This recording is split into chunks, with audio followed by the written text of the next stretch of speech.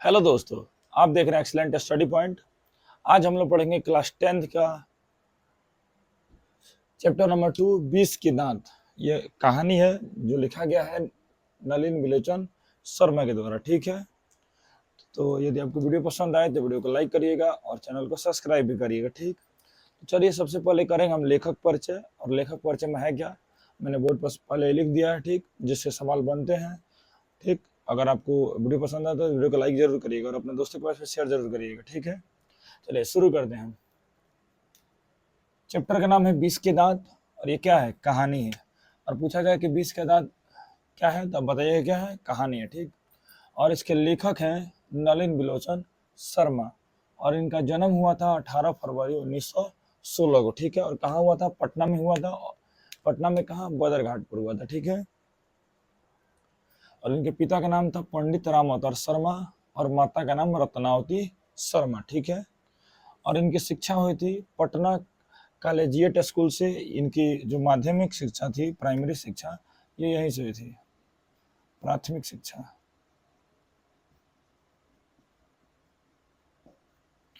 और इन्होंने एमए किया पटना विश्वविद्यालय में। किससे किया, तो संस्कृत और हिंदी से किया। अगर एग्जाम में पूछा जाए कि नलिन विलोचन शर्मा ने एमए किस किस सब्जेक्ट से किया था, तो संस्कृत और हिंदी से किया था। ठीक है, और इनकी मृत्यु हो गई थी 12 सितंबर 1961 में। और ये पटना विश्वविद्यालय के प्रिंसिपल भी रहे हैं, प्रधानाचार्य भी रहे हैं। ठीक है, और जब ये पटना विश्वविद्यालय के प्रधानाचार्य थे तभी इनकी मृत्यु हुई थी, उसी दौरान हुई थी। ठीक है, 12 सितंबर 1961 को पटना विश्वविद्यालय के क्या थे, प्रधानाचार्य के पद पर कार्यरत थे। उसी दौरान इनकी मृत्यु हुई थी 12 सितंबर 1961 को। और इनकी रचनाएं हैं कुछ महत्वपूर्ण: दृष्टिकोण, साहित्य का इतिहास, दर्शन और मानदंड। यही तीनों एग्जाम में पूछा जाता है। ठीक है, लिखा था इन्होंने और कुछ भी है। और जो 20 का दांत लिया गया है, 20 के दांत तथा अन्य कहानियों से लिया गया। ठीक है, ये कहानी जो है 20 के दांत, तो कहाँ से लिया गया है, 20 के दांत तथा अन्य कहानियों से लिया गया। ठीक, तो ये सब लेखक परिचय से सवाल बनता है, तो इसका क्या करिए, स्क्रीनशॉट ले लीजिए या उतार लीजिए। सबसे अच्छा रहेगा इसको उतार लीजिए। ठीक, चलिए देखते हैं आगे इस कहानी में है क्या। ठीक, इस कहानी में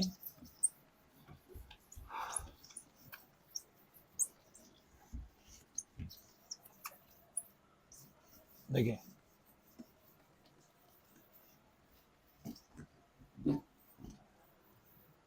ये जो कहानी है ये हमारे समाज की विभिन्नताओं को बताता है। ठीक है, गरीब अमीर के बीच और लड़के और लड़कियों के बीच कैसे समाज विभिन्नता करता है, ये इसके बारे में लेखक ने बहुत अच्छे से बताया। ठीक है, इस कहानी में हम देखेंगे कि समाज कैसे लड़के और लड़कियों में विभिन्नता करता है और गरीब अमीर में कैसे भेदभाव रखता है। देखिए, सबसे पहले हम जानेंगे सेन साहब के बारे में।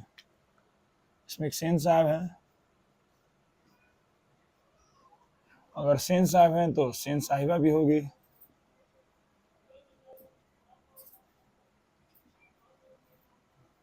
ठीक, एक सेन साहब हैं और इनकी औरत को बोलेंगे हम सेन साहिबा, उनका नाम नहीं दिया हुआ है। ठीक, और इनके 5 लड़कियां हैं। लड़कियां कितनी हैं, लड़कियां हैं 5। लड़कियों का नाम क्या है, तो नाम है सीमा, रजनी, आलो,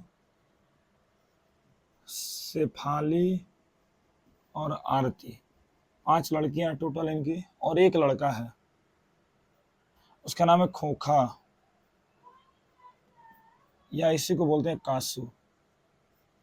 ठीक है, तो सेन साहब की 5 लड़कियां हैं, सीमा, रजनी, आलो, शेफाली और आरती, और एक लड़का, उसका नाम है कासू, खोखा। ठीक, देखिए, और ये जो सेन साहब है ये रिच फैमिली के हैं, ये धनी फैमिली में है।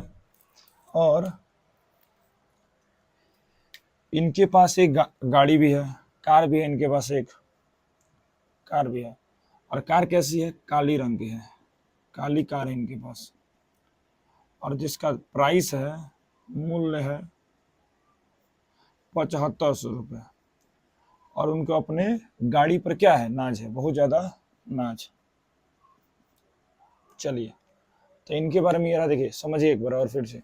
सेन साहब हैं और उनकी वाइफ है सेन साहिबा, अगर ये धनी परिवार से बिलोंग करते हैं, बहुत धनी है। और इनकी लड़कियां हैं 5, सीमा, रजनी, आलो, शेफाली, आरती। और इनका एक लड़का भी है खोखा, जिसे काशी बोलते हैं, काशी है खोखा। इनके पास एक कार भी है और रंग कैसा है, काली कार। और उसकी प्राइस कितनी है, 7500 रुपये। और उनको अपनी काली कार पे क्या है, बहुत ज्यादा नाज है। और इनके बारे में ये कहा जाता है कि ये अपने लड़के को इंजीनियर बनाना चाहते हैं या बिजनेसमैन बनाना चाहते हैं। काशी को क्या बनाना चाहते हैं, इंजीनियर, इंजीनियर, या उसे बनाना चाहते हैं बिजनेसमैन।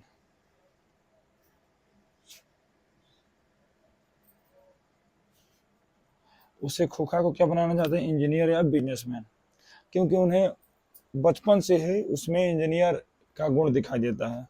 कहाँ दिखाई देता है, आगे देखेंगे। देखिए सेन साहब हैं और सेन साहिबा, उनकी 5 लड़कियां हैं, उनका एक लड़का है, काली कार है, 7500 रुपये उसका मूल्य है। और लड़के को बनाना चाहते हैं इंजीनियर या बिजनेसमैन। ठीक, ये बात बात पर कहते हैं कि अपने लड़के को हम क्या बनाना चाहते हैं, इंजीनियर या बिजनेसमैन बनाना चाहते हैं।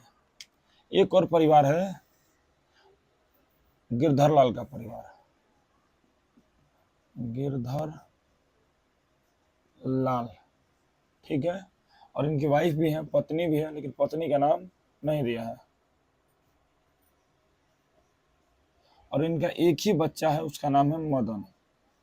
और इसका जो उम्र है ये 6 साल का है। और जो खोखा है ये 5 वर्ष का है। ये भी आपको पूछा गया एग्जाम में कि खोखा की उम्र कितनी थी, 5 साल। और इस मदन की उम्र है 5 से 6 साल के बीच। देखिए ये पुअर फैमिली है, गरीब फैमिली है। और गिरधर लाल जो है सिंह साहब के यहाँ काम करता है। और काम क्या, किरानी है। गिरधर लाल क्या है, किरानी है। गिरधर लाल किरानी है, अकाउंटेंट है। किसके यहाँ, तो सेन साहब के यहाँ।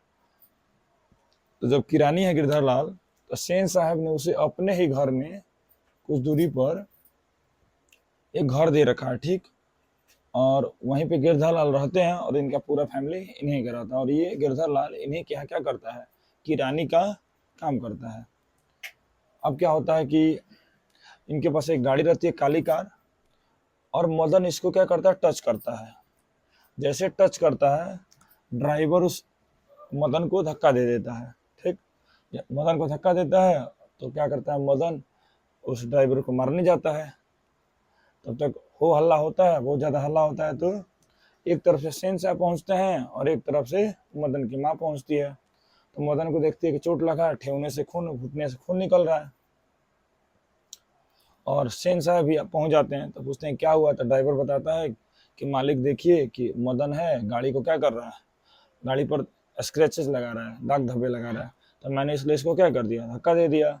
और उसके बाद ये हमको मारने आ रहा है। पहले तो गाड़ी को खराब भी कर रहा था और हमको मारने आ रहा है। तो सेन साहब ने कहा है कि ठीक है, मदन को बोला है कि तुम ले जाओ इसको,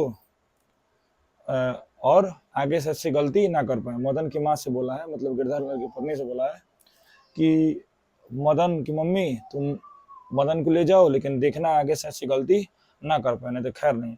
और बोला है कि आगे चल के ऐसे लड़के गुंडे मवाली बनते हैं, ठीक। मदन की मम्मी मदन को लेकर चली गई है। उसके बाद ये सेन साहब ने क्या किया है, और एक और बात, सेन साहब के यहाँ कुछ रिश्तेदार आए हैं उसी समय, ठीक। और क्या किया है, सेन साहब का लड़का जो खोखा है, जब ये सब हो हल्ला हो रहा है उसी बीच क्या किया, खोखा ने उस काली कार का क्या किया, जो पीछे का हेडलाइट है तो उसको फोड़ दिया है, उसी गाड़ी का। और जितने रिलेशन वाले लोग हैं सबकी गाड़ी का हवा निकाल दिया है। तो उसके बाद जब आए हैं, रिलेशन वाले पूछ रहे हैं कि भाई हवा कैसे निकल गया, लग रहा है पंक्चर हो गया है। और ये देख रहे हैं कि मेरे गाड़ी का क्या हो गया है, वो हेडलाइट फूट चुका है। तो अपने बच्चे की बड़ाई करते हुए बोल रहे हैं, रिश्तेदारों से देख रहे हैं कि मेरा बच्चा आगे चल के इंजीनियर बनेगा। इसके पास कितनी जिज्ञासा है, कभी से देखना चाहता है कि हेडलाइट के अंदर है क्या।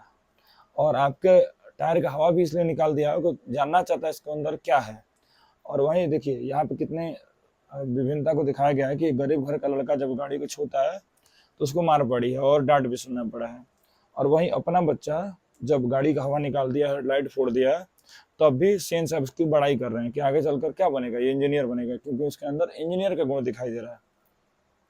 ठीक, आगे क्या होता है कि सेन साहब उसके पिताजी से, गिरधर लाल से शिकायत कर देते हैं कि तुम देख लेना कि तुम्हारा लड़का क्या हो गया, बहुत बदमाश हो गया है। तो रात को उसके पिताजी आते हैं और मदन की बहुत पिटाई होती है। मदन की होती है कौन सी पिटाई? उसके पिता के द्वारा। जब पिटाई होती है तो मदन चिल्लाता है, चीखता है। तो घर तो इन दोनों का करीब था। तो जो सेन साहिबा हैं तो बोलती हैं, देखो कैसे कौवे की तरह काँव काँव कर रहा है। सेन साहिबा जब पिटा रहा है तो चिल्ला रहा है, तो बोलिए कि सेन साहिबा देखो, मदन जब पीट रहा है तो चीख रहा है, तो बोला कि देखो कैसे कौवे की तरह काय क्या कर रहा है। इसके आगे ये दृश्य खत्म होता है और आगे देखते हैं हम लोग। नेक्स्ट डे क्या होता है कि अगले दिन जो मदन है वो गली में लड़कों के साथ लट्टू खेल रहा था। आपने भी खेला होगा। लट्टू क्या कर रहा था, खेल रहा था। ठीक, तब तक खोखा भी वहां पहुंचता है और खोखा पहुंचता है तो बोलता है कि मैं भी खेलूंगा, एकदम रौब के साथ। तो मदन बोलता है कि हम नहीं खिलाएंगे, क्योंकि मदन उन सबका क्या था, लीडर था। तो लड़कों को तो उससे कुछ लेना देना नहीं था, लेकिन मदन बोला कि हम नहीं खिलाएंगे। तो बोला हम खेलेंगे। तो बोला हम नहीं खिलाएंगे। तो बोला, मदन बोला कि तुम्हारे पास लट्टू है जो खेलोगे? तो बोला कि नहीं है, तब भी खेलेंगे। और दोनों में क्या हो गया है, लड़ाई हो गई है।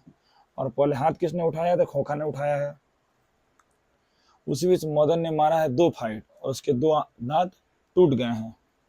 और कासू जब घर आया रोते रोते, उसे भागा और घर आया है, तो कासू के पिता ने देखा और गिरधर लाल को बोला है कि आज से तुम काम पर मत आना। अब मदन झगड़ा हुआ शाम को, मदन घर पे गया नहीं है, लेकिन उसके पास कोई ऑप्शन तो है नहीं, घर पे जाना पड़ेगा। रात को 9-10 बजे के करीब में जब सब कोई सो गया है, तब वो गया है अंदर। सबसे पहले किचन में गया है और खाना खाया है। और खाना खाने के बाद वो अपनी मम्मी और पापा का, मतलब गिरधर लाल और अपनी उनकी पत्नी, इन दोनों को बातों को सुन रहा है। और उसे लगा है कि मेरे बारे में कुछ बात नहीं हो रहा है, तो चुपचाप जा रहा है सोने। जा रहा है सोने, तो लास्ट में उसका पैर पड़ गया एक लोटा पर। लोटा पर पैर पड़ गया। और जब लोटा पैर पड़ेगा तो क्या होगा, आवाज तो आएगा। आवाज आने के बाद उसके पापा जान गए हैं। तो क्या किया है कि सोचा कि अब तो पिटाना ही है, तो आराम से हाथ बंद करके ऐसे खड़ा हो गया कि जितना मारना है मार लो। लेकिन उसके पापा आए हैं तो मारे नहीं है, उसको क्या किया, गले से लगा लिए हैं। कहें कि उन्होंने बोला कि आज तक मैं अपने मालिक से डरता रहा हूँ, लेकिन तुमने क्या किया, उस डर को दूर कर दिया और उसको गले से लगा दिए। बस यही एक कहानी।